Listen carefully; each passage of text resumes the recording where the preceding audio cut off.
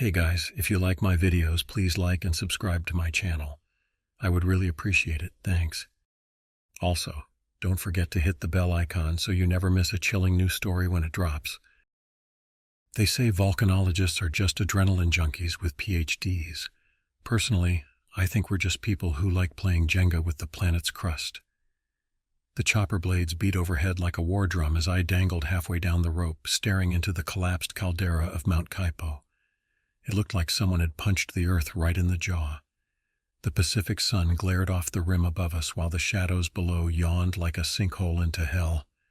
We were here to install seismic monitors, take gas samples, and try not to die. Standard procedure. I was the first one down, as usual. That's what happens when you're the team lead and the only one who volunteered to skip breakfast. My boots hit the ash-laden floor with a soft crunch. Steam hissed from nearby vents, but not in the way you'd expect. It wasn't sharp or scalding. It was wet, like something exhaling through damp cloth. "Breathe deep, guys," I called up with a smirk. "Smells like sulfur and bad decisions." "Copy that," came Olivia's voice through the comms. "If you pass out, I'm not dragging you out this time." The rest of the crew followed. 6 of us total: me, Olivia, geochemist, caffeine addict; Jules, grad student, secretly terrified of rocks; Rodriguez, engineer, built like a vending machine; Dana, geophysicist, swears too much; and Lang, our field medic, ex-military, probably immortal. We fanned out across the basin. The crater floor was off. No jagged lava formations, no pumice, just smooth, oddly uniform stone, like someone had sanded it down, the kind of unnatural smoothness that makes your skin itch. And the heat signature, well, it pulsed, not like geothermal pressure, more like a heartbeat. That was the first time I made the joke. "Hey, Lang," I said, "you think this thing's got a pulse? Maybe it just needs an aspirin." Lang squinted at his infrared readout. "No lava," he said. "No pockets of gas either, but the pressure down here is fluctuating like a busted lung." "Charming." Jules found the tunnel. Guys?" he called, crouched by what looked like a collapsed vent. Only it wasn't collapsed. It opened into a shaft, round, unnaturally perfect, and sloping down at a gentle angle. The walls were damp and shimmered faintly, like they were sweating. "Tunnel," Dana muttered. "You think it's natural?" "Doesn't look natural," Olivia said. "Looks like someone carved it." Rodriguez poked the wall. "Warm," he said, "like skin." I felt it too, a soft vibration under my palm, not seismic, more organic. That was when the air shifted, just a little, metallic on the tongue. Sweet like iron, bitter like blood. I'd breathed volcanic gases before. This wasn't it. We all stood there staring into the dark. None of us said it out loud, but we all felt it. Something down there was breathing. We debated whether to enter the tunnel like responsible scientists, and then Lang just walked in. "Tunnel's not going to map itself," he said, thumbing on his helmet light like we were about to inspect a leaky air duct, instead of venturing into what looked suspiciously like the esophagus of something that had eaten half a tectonic plate. The rest of us followed because peer pressure is a hell of a drug, and Lang had that former Navy attitude that made ignoring him feel like disobeying orders. Besides, Rodriguez had already unpacked the seismic nodes. No turning back now. The tunnel sloped gently, a perfect incline, and curved just enough to keep us from seeing more than 20 feet ahead at any time. The walls were the strangest part, glossy, almost like obsidian, but soft to the touch. They weren't jagged or fractured. They were smooth. Too smooth. I once walked through a lava tube in Hawaii, but that had been jagged, scarred, natural. This felt polished, manufactured. Every 20 steps or so, the ground would gently rise and fall, not enough to trip you, but enough that you noticed. Like walking along the back of something sleeping. Rodriguez set the first seismic node, attaching it to the tunnel wall with a clamp. He frowned at the display. "This thing's reading like pulses." Olivia leaned over his shoulder. "That's not possible. Seismic waves don't... Wait, what's the interval?" "Consistent," he said. "Every 6 seconds, like a drum beat." "Or a heartbeat," Jules mumbled. That earned a few nervous chuckles, the kind that says, "We're not scared." but definitely means please let that be a joke. The air shifted again. A soft breeze rolled up from deeper below, brushing our faces. No venting noise, no gas hiss, just breath, warm, moist, rhythmic. I tried to lighten the mood. If this is what lung air tastes like, someone's got bronchitis. Olivia shot me a look. You're tasting the air now? I'm a man of many skills. Self-preservation is just low on the list. She didn't laugh. None of us really did. We moved deeper. The tunnel began to widen. The floor beneath our boots changed texture, still stone but less stable. Slight give with each step, as if something underneath was flexing. You don't realize how much your body relies on subtle feedback, ground tension, pressure, scent, until all of it goes sideways. We paused to rest near a curve in the tunnel. Lang tapped his fingers on the wall absent-mindedly. The vibration was different here, muted, deeper. He leaned his head against the stone and closed his eyes. You hear that? He whispered. I raised an eyebrow. What? His eyelids fluttered like he was dreaming while awake. It's not rock, he said, almost too quietly to hear. It's not dead. I looked around at my team, 6 professionals with years of fieldwork, scientific degrees, and rational minds. None of us said a word, because in our gut, we knew. This place wasn't formed, it was grown. We made camp at a wide junction deep in the tunnel system. It felt wrong to call it a junction. That implied structure engineering. But that's what it looked like, several smooth tunnels branching off like veins from a beating heart. Lang marked the walls with reflective tape and laid out a sat beacon, but we weren't sure it would even work down here. Rodriguez was messing with the seismic feed again, mumbling to himself. Olivia kept sniffing the air. Still metallic, she said, like licking a battery. Remind me to never let you pick the snacks, I replied. Jules sat quietly near the gear pile, head tilted, like he was listening to something. You good? I asked. He nodded slowly, then turned his eyes toward one of the side tunnels. I think I hear it breathing. We all froze. The phrase landed like a sledgehammer. What did you say? Olivia asked, standing up straight. He didn't respond. He just got to his feet like someone gently pulling on invisible puppet strings. Then he walked. No urgency, no hesitation. He walked right into the dark. Jules, I yelled, rushing after him. Lang grabbed my arm. Wait! Listen! We did. Nothing, not even footsteps. Rodriguez shouted into the void. Jules, stop messing around!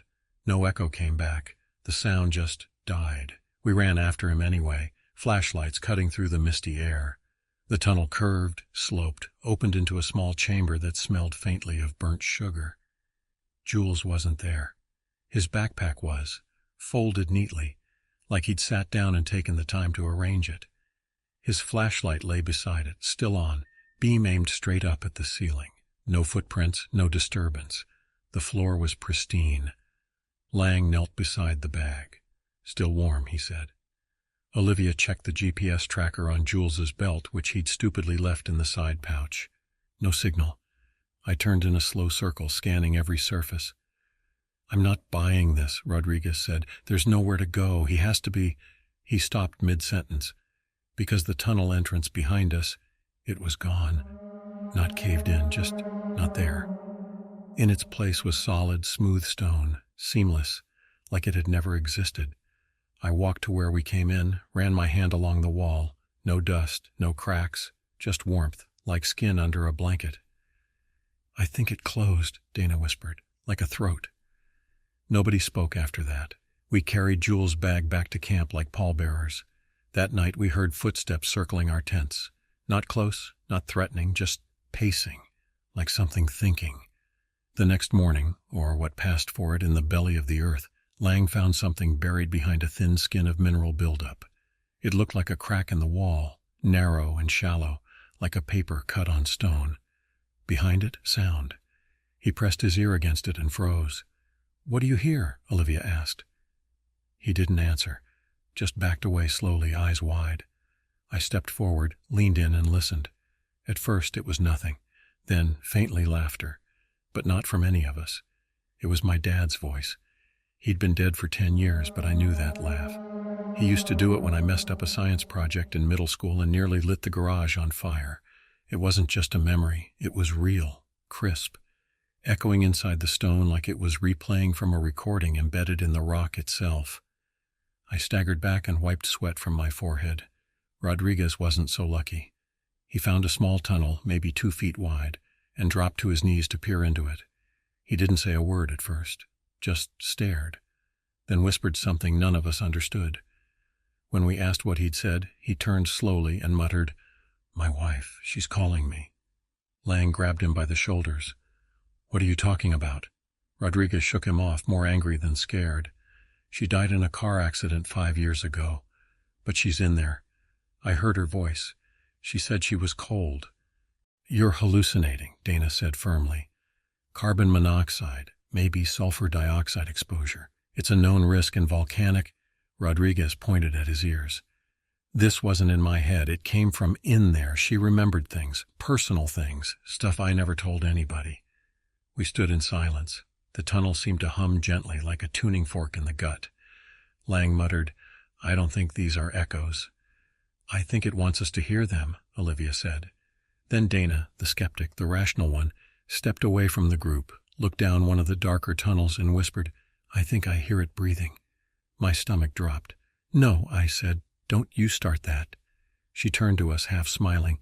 "No, really, it's soft, like a sleeping animal. It's close." And then she walked into the tunnel. We chased her, but it was like a nightmare loop. Every step we took, the tunnel ahead elongated. The flashlight beams couldn't touch her. Her voice kept floating back to us, calm, distant, a little dreamy. "It's not dead," she said, then silence. We found her boot, just one, standing upright like she'd stepped out of it mid-stride. No blood, no tracks. The tunnel narrowed behind us like it was sighing. Lang didn't even pick up the boot. He just muttered, "That's 2." By day 3, if you could even call it that, we stopped pretending we were here for science. No one was taking gas samples. No one was logging soil temperatures. Rodriguez hadn't touched his seismic nodes since Dana vanished, and Lang had stopped barking orders. He mostly just stared at the tunnel walls like they were about to speak to him. The tunnels were changing. We knew it. The angles were wrong. Olivia's map showed junctions where none existed. Places we'd marked with red chalk were now clean, and other walls bore our marks in spots we hadn't touched. "I marked this junction," Olivia said, pointing at the map. "North Branch right here." We turned the corner. Sure enough, the mark was there. But the tunnel it led to was curved the other way now. It had rerouted itself like the mountain was disagreeing with her directions. "Maybe the chalk spread," I offered weakly. "Oh, sure," she said, "and maybe my compass just decided to spin around for fun, too." Rodriguez kicked the wall. "This place is alive." "Don't say that," I said, more to myself than him. We pressed on. Had to. There was no way out but forward. Lang's thermal camera was our only reliable tool left, at least until that started acting up, too. First it showed vague heat signatures just ahead of us. Nothing solid, just streaks like something large had passed through seconds earlier. Then it picked up something even worse. "There," he said, pointing at the screen. "That." On the display was what looked like a pulsating oval, bright red, high heat, buried just ahead in the wall. It throbbed every 6 seconds, exactly every 6 seconds. Rodriguez leaned over. "That's not magma. Magma doesn't do that." "Nope," Lang said flatly. "It's not even liquid. Readout says it's fibrous." "Fibrous?" I asked. "Like what, muscle?" No one answered. We moved past the heat spot quickly, pretending it wasn't shaped like a windpipe. We reached a chamber larger than the others, 20 feet tall, oval-shaped, almost like a ballooning sack. The floor here wasn't stone. It was soft, not mud, not moss. Something like calloused leather. It gave slightly underfoot and held our boot prints like skin. "I vote we don't camp here," I said. Lang agreed instantly. We marked the exit with a glow stick before continuing. 5 minutes later, when we turned to backtrack, the glow stick was embedded inside the wall, half swallowed like it had been pressed into clay and smeared over. "I'm not crazy, right?" Olivia said. "It's digesting the light." Rodriguez tapped the wall beside it. It vibrated slightly, more than before, like something big had just exhaled, and the tunnel was still settling. He backed away, pale. "Okay," he whispered. "Okay, that's not rock." And for the first time he said it out loud. "This isn't a volcano." The air changed again. This time it hit hard, like walking into a room someone had just sprinted out of. Damp, thick, wrong. The metallic tang we'd grown used to was sharper now, mixed with something sweet and rotting like melted candy left in a meat locker. Rodriguez was the first to notice the sound. "Do you hear that?" I held my breath. There it was, faint, rhythmic, a thud every few seconds.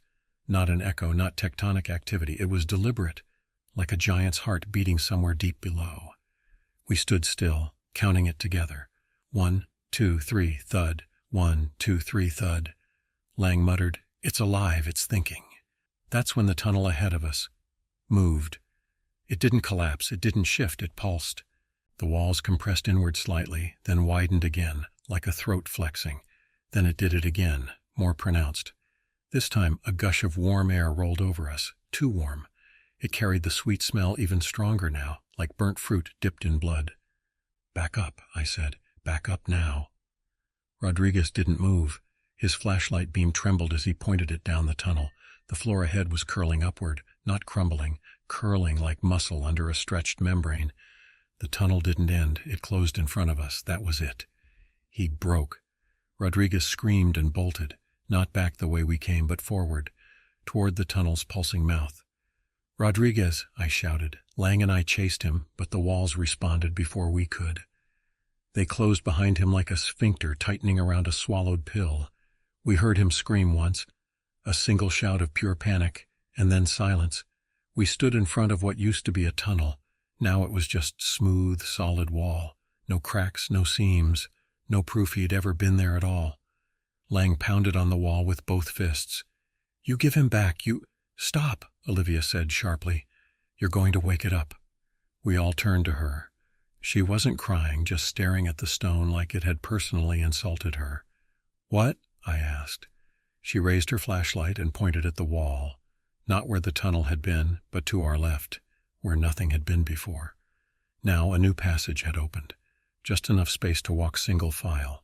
It wasn't there seconds ago. "It ate him," Olivia whispered, "and now it's satisfied." We stared into the new tunnel. It looked smoother than the others, like it was prepared. Lang shouldered his gear without a word. "You're going in there?" I asked. "You want to stay here?" he shot back. And so we followed the tunnel that hadn't existed before, the one it had made for us, the one it wanted us to take. We didn't talk much after Rodriguez. There wasn't anything left to say. Lang took point with the thermal camera. Olivia stayed close behind him, and I brought up the rear, mostly to make sure we still had one. The new tunnel felt different, wider, taller, less like a passage and more like an invitation. The air was thicker too, as if the mountain had taken a deep breath and was just holding it, waiting to see what we'd do next. "I think we're inside its respiratory system," Olivia muttered. "Or digestive. Honestly, not sure which is worse." Lang scanned the walls. "This place has no reflection of normal geological structure. No collapse zones, no pressure fractures, just smooth, fibrous curves. Even the thermal gradients are layered, like tissue." He didn't need to say it, but I did anyway, because silence was starting to sound too much like breathing. "So we're not in a mountain anymore." "No," Olivia said. "We're in something else wearing a mountain like a costume." Somewhere in the distance we heard something move. Not collapse, shift, like tendons realigning. Every few seconds the tunnel seemed to exhale, a subtle whoosh that pushed warm air up from the depths, raising goosebumps on our arms. We stopped when we reached the place where we should have exited the tunnel, but instead of another chamber we found a wall. Not just a wall. Our wall. The surface was marked with the reflective tape we'd used back at base camp. Lang walked up to it and laid his hand on the stone, solid, seamless. "No," he whispered, "that's impossible." "We've circled," Olivia said, breath catching in her throat. "It brought us back." "Back to where?" "To the beginning," she said. "Only the entrance is gone." I turned slowly in place. Everything looked familiar but twisted, rearranged. Like a childhood bedroom in a dream, almost right, but deeply, undeniably wrong. Lang pulled out the comms unit. "Base, this is Kaipo team. Respond." Static. He tried again. "Anyone, come in." The static shifted, became wet, rhythmic, less like noise, more like breathing, microscopic lungs whispering through the wires. Then a voice came through, a whisper that didn't match any of ours. But it spoke in my voice. It said, "Don't leave me here." Lang dropped the radio. Olivia kicked it across the chamber. "What is it doing?" I asked. "It's learning," she said, and it wants us scared, confused, isolated. "Well," I muttered, "mission accomplished." We made camp again, half hoping sleep would change something, that we'd wake up and find the entrance open or the tunnels back to their original shape. Instead, when we woke, our gear had been rearranged, neatly, intentionally. Lanterns lined in a perfect circle, backpacks standing upright, our maps unrolled and displayed, like it had been studying them overnight. We were guests, not scientists, guests in a place that was slowly deciding what to do with us. We didn't speak that morning, not out of fear, well, not just fear. Lang kept scanning the tunnel walls with the thermal cam, not saying much, not even muttering to himself anymore, which was probably worse. Olivia was twitchy, alert, constantly looking over her shoulder. I admired her ability to look paranoid and rational at the same time. Me? I just tried not to listen too closely, because the mountain had learned how to whisper. The voice didn't come all at once. It started like a breeze through a pipe, soft, vague vibrations in your skull. Then it shaped words out of them, little things, memories. It told me about my sister's wedding in Maui, something I hadn't thought about in years. It mimicked my laughter.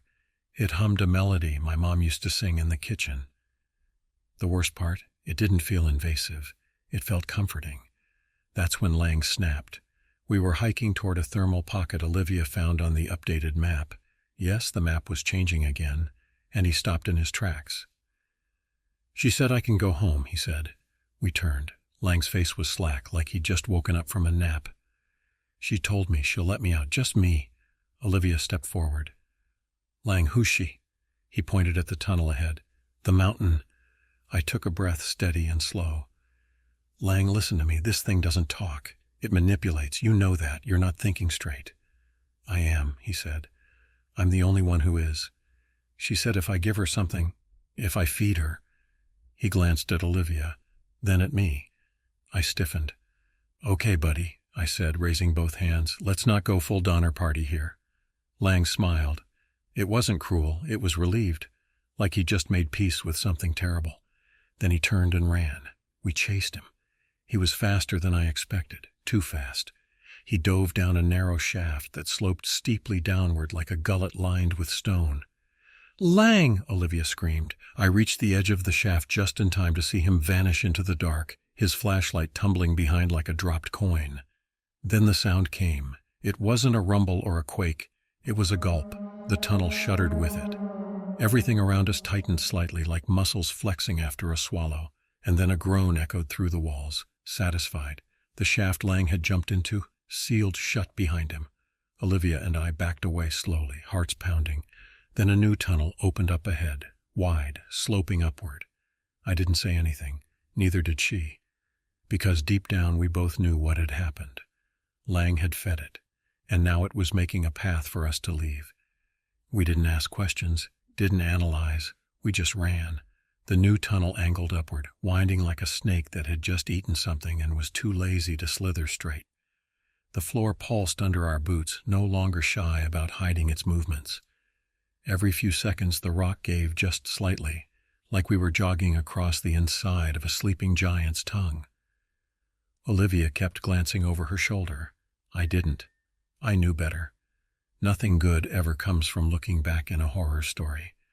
My pack bounced against my back. The flashlight beam swung wildly. Every few dozen steps, I caught flashes of red lines across the walls. Veins, striations, I don't know. I just knew they weren't there before. Somewhere behind us, a hum began. Not electric, not mechanical, organic, like lungs inflating too fast. "It's waking up," Olivia gasped. I wanted to argue, but I was too busy praying that upward meant out. The air grew thicker as we climbed, hotter too. Not like lava or gas, more like a fever. The mountain had a temperature now, and it was rising. The tunnel narrowed until we had to duck, then crawl. We reached a split, a fork, left or right. "Pick one," I said. "Right," she shouted. We turned. and I lost her. It happened that fast. The floor buckled and split between us. One moment she was there, the next she was sliding down a seam that hadn't been there seconds before. "Olivia!" Her scream echoed, then cut off. Not faded, not distant, just cut. I scrambled toward the gap, but it was already healing, squeezing shut like scar tissue zipping itself closed. I hammered at it with a rock, but it bounced harmlessly off. Gone. Just me now. For one long second I stood there, shaking. It wanted me to stop. It wanted me to mourn, to give up. Instead, I cursed under my breath. No profanity, but enough edge to get the point across, and turned down the left tunnel. The hum grew louder. Now it was layered. Not just breath, but voices. Speaking words I almost recognized, a mix of memories and dreams and half-formed thoughts. I ran faster, and then light, not flashlight, not bioluminescence, real light, pale, blinding, coming from a jagged fissure up ahead. I clawed my way through the last stretch, scraped knees, torn palms, lungs on fire, and shoved myself through the crack. Cool air slapped my face, real air, rain. I collapsed onto rough volcanic stone and rolled onto my back, staring up at a gray sky. Clouds, wind, I was out. I lay there for a long time, just breathing, like I had to relearn how. Behind me, the fissure began to seal, a slow, deliberate motion, no rumble, no tremor, just a mouth closing gently after a meal. They found me half-conscious 2 miles from the base camp, soaked through and babbling nonsense, or so I'm told. I spent 3 days in a clinic on the island before they even let me touch a phone. Dehydration, exhaustion, possible exposure to geothermal emissions. That's what the report said. They called it a freak collapse in the caldera. I tried to explain what really happened, but they looked at me the way you'd look at someone trying to convince you the sky was hungry. The mountain was sealed when they went back. That entire entry shaft we rappelled into, gone. Smooth stone now, no fissures, no heat, no seismic activity, dormant again, sleeping. No one found Olivia, or Lang, or Rodriguez, or Jules. Just our old camp gear, folded neatly, as if we'd packed up and left like polite house guests. I wanted to leave it there, file it away under nightmares I don't unpack without whiskey. But then I got home, and something gnawed at me. Something Olivia said when she thought the mountain was studying us. It's learning. So I did some digging, and that's when I found the satellite data. A cluster of geosensors picked up minor tectonic activity right around the time I was in the clinic. Nothing huge, nothing the press would care about, but there was a pattern.